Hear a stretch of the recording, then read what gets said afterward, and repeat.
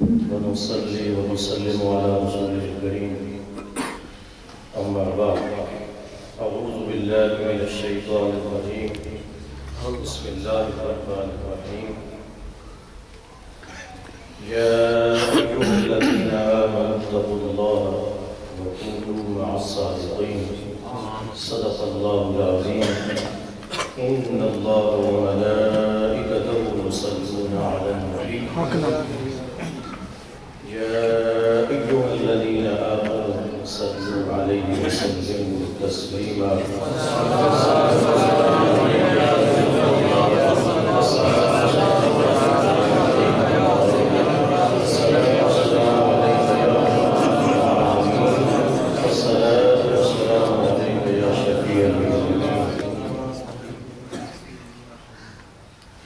شریعت و طریقت کے آفتاب و آفتاب اور سفیر عشق رسالت بہار اور ہماری جان سے بھی زیادہ عزیز مہمان عزت مآب حضرت پیر محمد نقیب الرحمن سجادہ نشین آستان عالیہ محمدیہ عیدگاہ شریف اور سراپا عشق و محبت اور گلاب کے پھول سے بھی زیادہ کھلا ہوا چہرہ حضرت صاحبزادہ محمد حسان نصیب الرحمان اور آستان عالیہ محمدیہ عیدگاہ شریف کے خلیفہ مجاز حضرت علامہ مولانا محمد بشارت شادی صاحب دیگر علماء کرام اور حضور کے خوبصورت اور خوب پڑھنے والے ہمارے شناخان اور ناخان حضرات اور دیگر دوستوں بزرگوں، تقریر یا خطاب نہیں کرنا، شادی صاحب کے حکم کے مطابق ایک دو باتیں آپ کی بارگاہ میں عرض کرنی ہیں۔ یہ ایک دعوت فکر کہہ لیں، ایک دل کا درد کہہ لیں، جو اس کو سمجھے ایک تقریر یا خطاب نہ سمجھے بلکہ ایک مشورہ اور ایک رائے اور ایک بھائی کی صلاح سمجھیں۔ قرآن پاک سے جو میں نے ایک آیت کریمہ تلاوت کرنے کا شرف حاصل کیا ہے، ارشاد باری تعالیٰ ہے یا ایھا الذین آمنوا، اے ایمان والو، اتقوا اللہ، تقوی اختیار کرو، وَكُونُوا مَعَ الصَّادِقِينَ، اور صادقین کی سنگت اختیار کرو۔ تین چیزوں کا ذکر ہوا ہے، پہلے ایمان کا، اور پھر تقوی کا ذکر ہوا ہے، اور پھر وَكُونُوا مَعَ الصَّادِقِينَ ارشاد ہوا ہے۔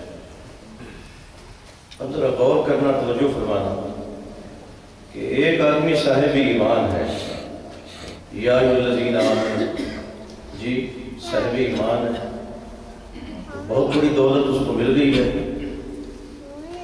ایمان ہی مطلوب ہے، ایمان ہی چاہیے۔ وہ تو کہہ دیا یا ایھا الذین آمنوا، اے ایمان والو، وہ ایمان والے ہیں، صاحب ایمان ہے، جو سب سے بڑی دولت ہے ان کے پاس ہے، جو اللہ اس کے رسول کو مطلوب اور جو مدعا ہے وہ ہے ان کے پاس۔ مگر پھر ارشاد فرمایا اتقوا اللہ، اللہ سے ڈرو، تقوی اختیار کرو۔ تقوی کیا ہے؟ نماز ہے، روزہ ہے، سچ ہے، اچھی عادات ہیں، اخلاق ہے، یہ ساری نیکیاں جو کرتے ہیں، تہجد ہے، تلاوت ہے، اشراق ہے، چاشت ہے، اوابین ہے، قیام اللیل، تہجد، یہ سب تقوی ہے۔ اب بندہ صاحب ایمان بھی ہے اور وہ متقی بھی ہے، تو بات تو ختم ہو جانی چاہیے تھی۔ ایک آدمی صاحب ایمان بھی ہے اور جو ایمان کو بچانے والی چیز ہے تقویٰ ہوئی اس کے پاس ہے، اب بات تو مکمل ہو جاتی ہے۔ الہی یہی تو مدعا ہے، یہی تو مطلوب ہے، وَمَا خَلَقْتُ الْجِنَّ وَالْإِنسَ إِلَّا لِيَعْبُدُونَ، اس لیے تو نے انسانوں اور جنوں کو بھیجا ہے۔ مگر ایمان کے بعد تقویٰ اور صاحب تقویٰ ہو گئے تو پھر وَكُونُوا مَعَ الصَّادِقِينَ، یہ کیوں فرمایا کہ صادقین کی سنگت اختیار کرو، اولیاء کی صحبت اختیار کرو، ان کا قرب حاصل کرو، کیوں؟ اب علماء ارشاد فرماتے ہیں اس میں حکمت یہ ہے کہ ایمان ضروری ہے اور ایمان کو بچاتا ہے تقویٰ، اور پھر ایمان اور تقویٰ دونوں کو بچاتے ہیں وَكُونُوا مَعَ الصَّادِقِينَ۔ ایک آدمی صاحب ایمان ہے، وہ متقی پرہیزگار بھی ہے، تو وہ گمراہ ہو سکتا ہے، وہ بغیر توبہ کے مر سکتا ہے، وہ کافر ہو کے مر سکتا ہے۔ کئی مر گئے۔ شیطان کی مثال آپ کے سامنے ہے، تھوڑا متقی تھا، چپے چپے پر اس نے سجدہ کیا ہوا تھا۔ جنوں میں سے ہو کے تو فرشتوں میں رہتا تھا اور فرشتوں کا بھی امام بن چکا تھا تقوی کی بنیاد پر کہ پرہیزگاری کی، اس نے اللہ کو سجدے کیے، لیکن وہ گمراہ ہو گئے، کافر ہو گئے۔ تو ایک آدمی صاحب ایمان ہے، وہ متقی اور پرہیزگار ہے، اس کے گمراہ ہونے کا، بغیر توبہ کے مرنے کا، کافر ہو کے مرنے کا امکان رہتا ہے، لیکن جب وہ وَكُونُوا مَعَ الصَّادِقِينَ سچوں کی سنگت اختیار کرتا ہے تو یہ ایمان اور تقوی کو بچاتے ہیں۔ یہ ایمان اور تقوی کو بچاتے ہیں۔ وہ ایک شعر ہے، اگر مجھے پورا یاد رہا ہے تو میری مدد کر دینا کہ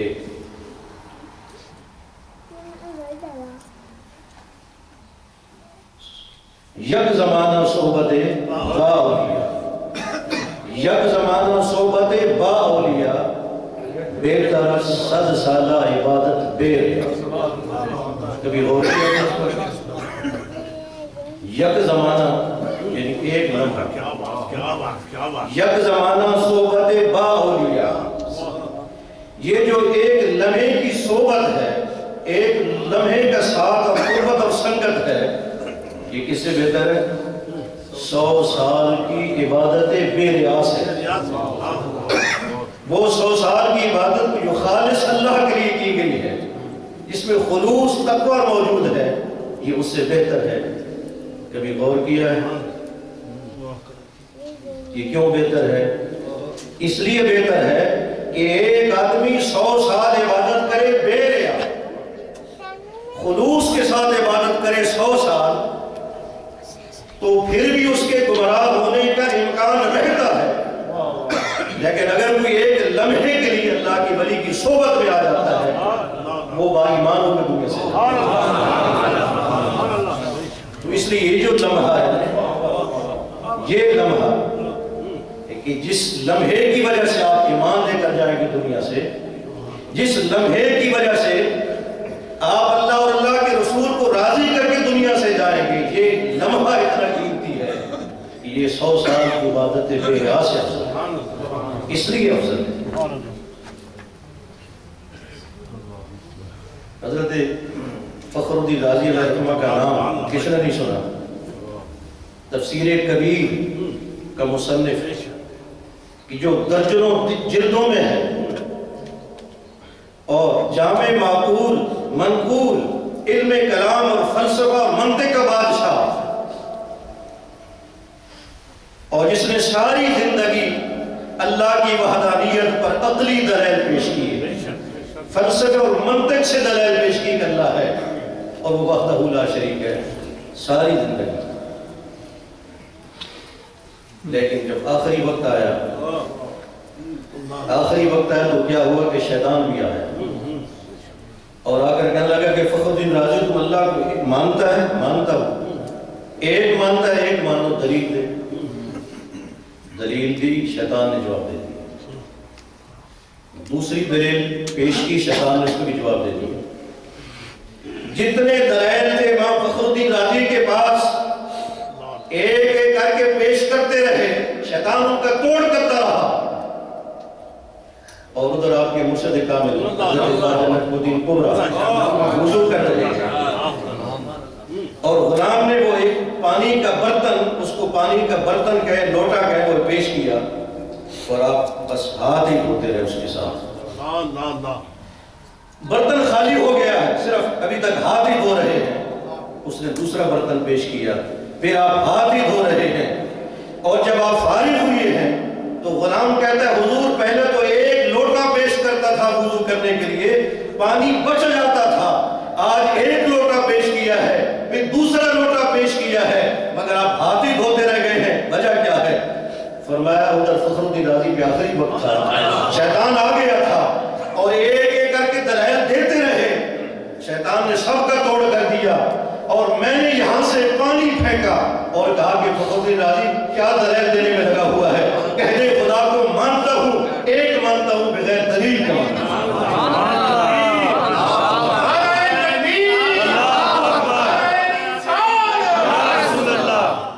یک زمانہ صحبت بہتر 100 سالہ عبادت دے رہا. اس کی وجہ سے، اس لمحے کی وجہ سے، یہ صحبت کی وجہ سے آپ دنیا سے ایمان لے کر جائیں گے. غوث العظم اس لیے تو فرمایا ہے کہ جو میرا مرید ہے میں دعوے سے کہتا ہوں جو بغیر توبہ کی نہیں مرے گا. یہ فیض ہے اولیاء کا.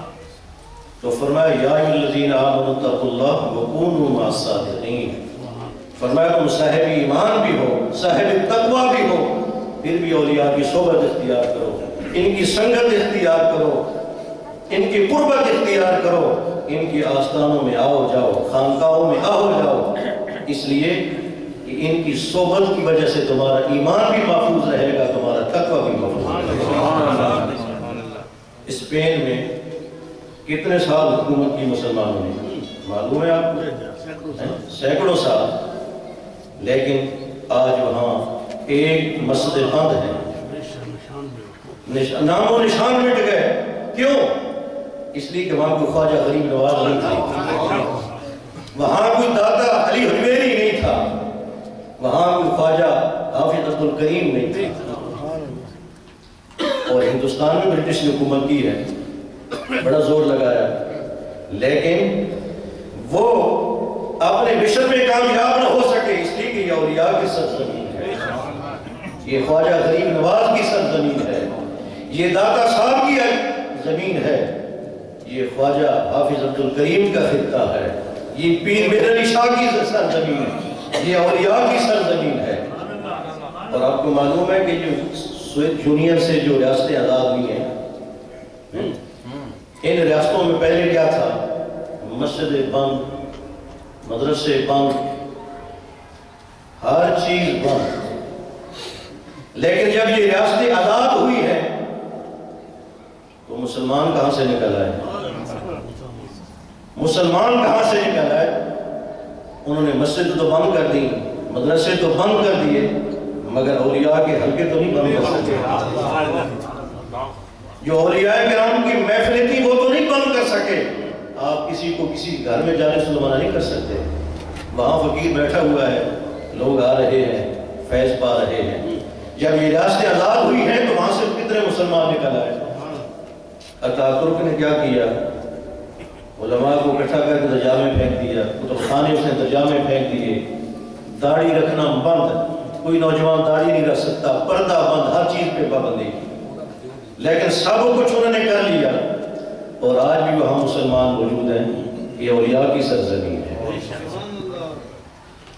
تو میں یہ آپ کو دعوت فکر دینا چاہتا ہوں. یہ میری دل کی آواز ہے, دل کی گہرائیوں سے کہہ رہا ہوں کہ اپنے آپ کو آستانوں سے وابستہ کرو, خانقاہوں سے وابستہ کرو, اولیاء کرام سے وابستہ کرو. فتنوں کا دور ہے, نئے نئے ڈرامے آ رہے ہیں, میڈیا کا دور ہے, ہر آدمی ٹی وی پر بیٹھا ہوا ہے. ٹی وی والوں کو تو 24 آور چینل چلانا ہے, اخبار والوں کو تو اپنے اخبار کا پیٹ بھرنا ہے, جو بھی مضمون آ رہا ہے اور جو بھی ان کو ٹی وی والوں کو مل رہا ہے, جو نئی بات کر رہا ہے, نیا فلسفہ پیش کر رہا ہے, بس وہ آ رہا ہے. اس لیے اس وقت زیادہ ضرورت ہے کہ آپ اولیاء کرام سے وابستہ ہو جاؤ اور ان کے ساتھ ان کا دامن پکڑ لو. اور وہ کیا ہے؟ وہ ہے بیعت. میں نے رات پہ بات عرض کی تھی, ہمارے ہاں حضرت صاحب کا پروگرام تھا. میں نے کہا تھا یہ ہم اپنے بچوں کی منگنی کرتے ہیں اور پھر ہم نکاح کرتے ہیں, بعد میں رخصتی کرتے ہیں. منگنی کرنے کا مقصد کیا ہوتا ہے؟ مقصد یہ ہوتا ہے کہ بچے ہیں کہیں بھٹک نہ جائیں, دائیں بائیں بہت خرافات ہیں, کیا کیا رنگ ہے, اس لیے کہیں یہ بچے بھٹک نہ جائیں کہ منگنی کر دو تاکہ بچوں کو معلوم ہو جائے کہ یہ ہمارا گھر ہے. معاملات طے ہو گئے ہیں, بات طے ہو گئی ہے. اور اگر نکاح کر دیا جائے تو بات اور بھی پکی ہو جاتی ہے. پھر توجہ ہر طرف سے ہٹ کے ایک ہی جگہ مرکوز اور محدود ہو جاتی ہے کہ یہی ہے میرا مقدر اور یہی ہے میری زندگی اور یہی ہے میرا ساتھی. پھر وہ بچہ اور بچی بھٹک نہیں سکتا, گمراہ نہیں ہو سکتا, اس لیے کہ اس کا نکاح ہو چکا ہوتا ہے. یہ جو بیعت ہے یہ نکاح ہے, یہ نکاح ہے. جب ایک انسان بیعت کر لیتا ہے اور اپنے آپ کو ولی کامل سے وابستہ کر لیتا ہے تو اس کو دنیا کی کوئی طاقت بھی گمراہ نہیں کر سکتی. دنیا کی کوئی طاقت ناز خان کو نہیں گمراہ کر سکتی, ایک باپ مرید جو ہے اس کو نہیں گمراہ کر سکتی. تو اس لیے اور بیعت کا معنی پھر ہوتا ہے بکنا. پھر اگر مرید بنے ہو تو پھر اس کا معنی ہے بکنا, پھر بک جاؤ. یہ نہیں کہ مرید ہونے کے بعد بھی پھر بات اپنی کرو, نہیں, پھر بات شیخ کی چلے گی, بات بھی شیخ کی چلے گی. بیعت کا معنی ہی بک جانا ہے. اگر ہاتھ میں ہاتھ ڈالا ہے تو پھر دل بھی ڈالو, پھر سر بھی ڈالو, پھر سارے معاملات ڈالو, پھر مرید پیری مریدی کا مزہ ہے. تو یہ اولیاء کرام مدرسہ بیٹھے ہیں. میں نے رات میں بات کی تھی کہ یہ دیکھو تو صحیح, یہ پگڑیاں, یہ خوبصورت داڑیاں ہیں جی, یہ زلفیں اور یہ پٹے, یہ فیض ہے نا آستانے کا, یہ آستانے کا فیض ہے. تو اس لیے یہ جو لمحات ہیں وہ قیمتی سمجھو, زندگی کا سرمایہ سمجھو. اور منگنی تو آپ کی ہو گئی ہے, آپ آ گئے ہیں, منگنی آپ نے کر لی ہے, پیر صاحب سے آپ نے وابستہ ہو گئے ہیں, ایک محبت اور عشق سے عقیدت سے آپ آ گئے ہیں. اور میں کہتا ہوں کہ نکاح بھی ہو جائے. جو کہیں بیعت ہیں سبحان اللہ, وہاں ڈٹے رہو, ٹھیک ہے جی, اور وہاں رہو. اور جنہوں نے آج تک بیعت نہیں کی یہ موقع آپ کو پھر ملے گا زندگی. دیکھو 2 سال کے بعد خود آ گئے ہیں, ہے نا لجپال, آپ یہاں سے ٹکٹ لے کے جاؤ عیدگاہ شریف اور خرچہ کر کے جاؤ, رشتہ داروں کے لیے تحفے لے کر جاؤ اور ان کو ناراض کر کے آؤ. کوئی رشتہ دار خوش ہوتا ہے جب آپ جاتے ہیں؟ ہاں, اتنا خرچہ کر کے جاتا ہے تو کوئی بھی خوش نہیں ہوتا, سارے ناراض ہوتے ہیں, مجھے یہ نہیں ملا, یہ نہیں ملا. اتنا خرچہ کر کے جاؤ, سب کو ناراض کر کے آؤ, یہ تو گھر آ گئے. تو موقع ہے نا اچھا. تو اس لیے ذہن بناؤ. اور آخر میں مولانا بشارت شاہ جی صاحب جو بھی مشورہ دیں, میری دل کی یہ آواز ہے, میں نے آپ کی دل کی گہرائیوں سے یہ مشورہ دیا ہے اور صلاح دی ہے. اللہ کی بارگاہ میں دعا ہے اللہ میری حاضری قبول فرمائے.